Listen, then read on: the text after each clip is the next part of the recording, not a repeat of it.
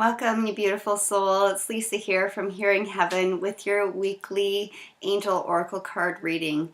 The deck that the angels have asked me to use for the week of March 19th to the 25th are the Saints and Angels oracle cards by Doreen Virtue. The first card that comes through is, it says move. And as I was reading through, what jumped out at me, some of you, it will portend to an actual physical move, which can come forward. And if you've been considering the possibility, then this is validation. Please know that. But for the majority of the people watching this video, what they've told me is it's a message about moving your body more. The angels ask you to create movement in your life through physical motion. You can do this by swaying or dancing to music, which I did earlier today, which was so fun. I just turned on my radio and pretended that nobody was watching and let her rip. It was so fun. Exercising, hiking outdoors, playing with your children, and so on. All of this movement helps you to make a fresh start. And in my part of the world, it's springtime, which is so lovely. We see blossoms coming on the trees, and it's just a really awesome time of new birth and new fresh starts. They say it ushers in wonderful new people, experiences, and opportunities. So give any worries that you may be having about making changes to God and your guardian angels.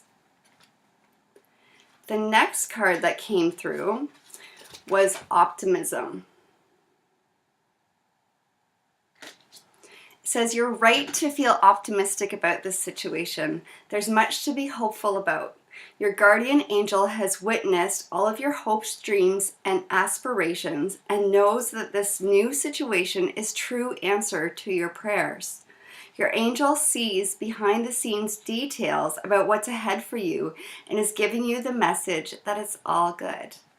Your optimistic outlook keeps you cheerful and pleasant as the situation unfolds. Your positive nature is attractive and makes people want to help you. If others don't believe in your dreams, don't worry about it.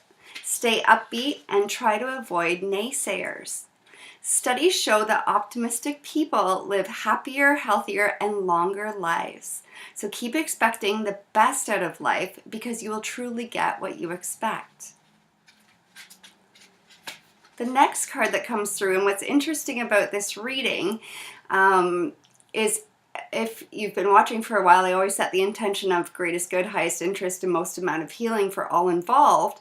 And actually 5 cards jumped out of the deck, where it's usually, well, I only usually do a 3-card reading. So we get a little bit more this week. So this card is emotions. It says the answer to your questions involves emotions, either yours or the person that you're inquiring about. This is also a message for you to pay closer attention to your emotions.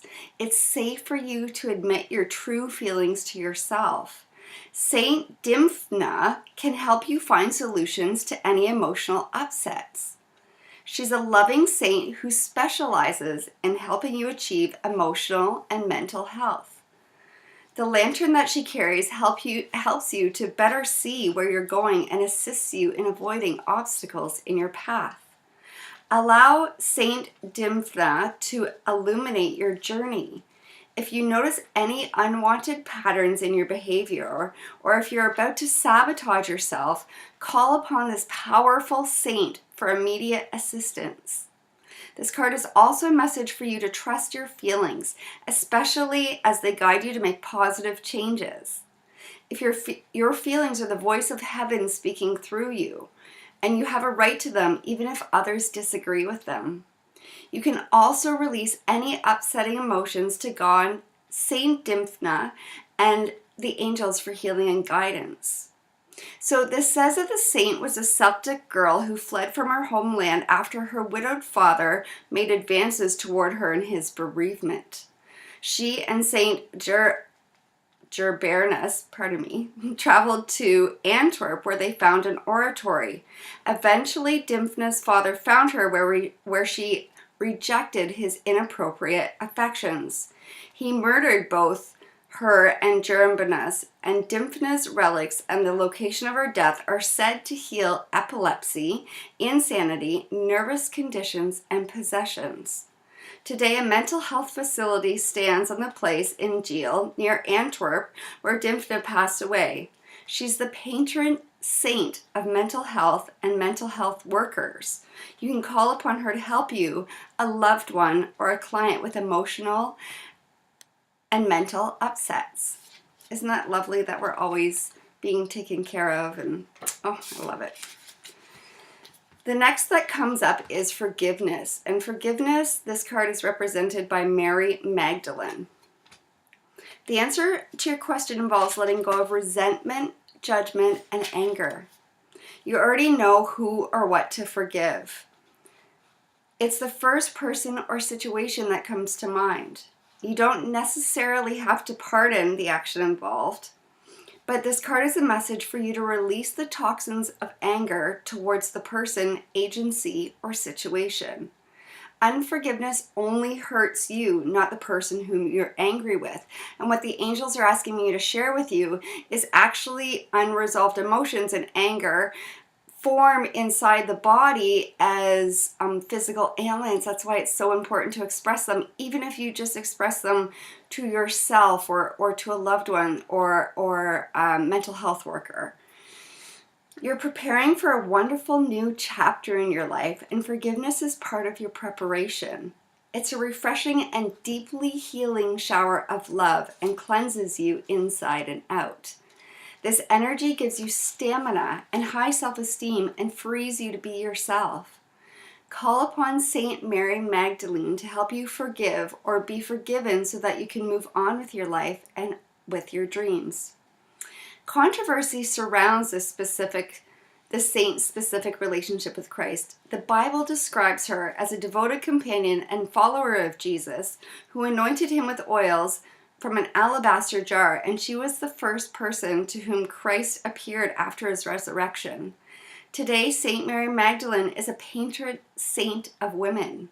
As someone who is both misunderstood and forgiven, she's a powerful ally when you need to clear a misconception or a grievance. The last card that the angels would like to share with you is faith.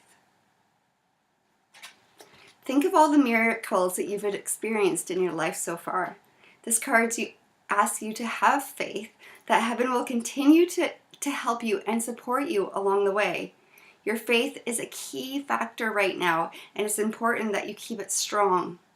Like the angels in this card's painting, you're about to take a leap of faith. The message is that it's safe for you to make this leap. You're finally following your heart's wisdom, and it will pay you unseen dividends. So the thing with our heart's wisdom, that's actually our soul. So that's your soul speaking to you. It's leading you. So if your heart desires something, it is actually really awesome, and it's an indicator of what to do. It says the situation you're contemplating is the right path, providing that you keep the faith. Your steady optimism will attract the opportunities and support you need, but any pessimism will push away or slow your progress. Isn't that so true? Because our thoughts create our circumstances. And again, that's where the optimism card comes in. What they spoke about earlier in the reading is that if we keep an optimistic point of mind, we can attract those situations and circumstances to us. They'll come about faster. It says, before you go to sleep each night, ask your guardian angel to clear away any fears that keep you from enjoying full faith. In the morning, you'll notice your renewed and increased belief. Remember that with faith, all things are possible. Thank you for allowing me to give you this reading and share these insights with you. I wish you a wonderful, blessed week. And from my heart to yours, namaste. I would love if you would like, share, and subscribe. Be well. Angel blessings.